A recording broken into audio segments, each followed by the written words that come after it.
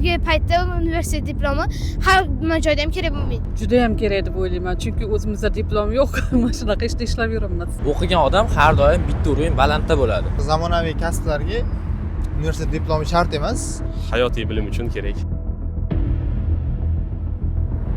Ba'zilar million topyapti, lekin diplomsiz. Ba'zilar esa qo'lida diplomi bo'la turib ham ish topa olmayapti. Sizningcha bugungi kunda universitet diplomi qanchalik kerak? Bugun odamlardan aynan shu haqida so'rovnoma o'tkazamiz va fikrlarini o'rganamiz.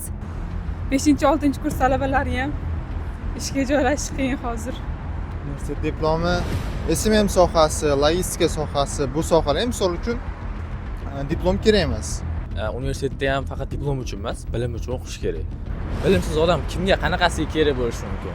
Faqat omadga ishonib yashaganlar 40 ga kirib turib ham hech bolaga erisha olmaganlar tiqilib yotibdi. O'qisangiz, yaxshiroq ishda ishlaysiz, bunaqa obodonlashtirishda yurmaysizda. Endi institutda qanaqa davr o'tkazganiga bog'liq. Aslida agar institutda yaxshi o'qib, ya'ni o'z institutida ishlasa, menimcha kasb tanlashda albatta kerak. Kerak deb o'ylayman. Kasbli bo'ladi-ku.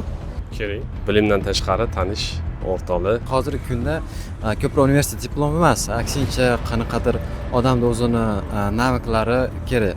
Diplom bo'lmasa, kerak ishga kira olmaydigan joylar bo'lib qoladi. O'shaning uchun baribir diplom kerak bo'ladi. Kerak deb o'ylamayman.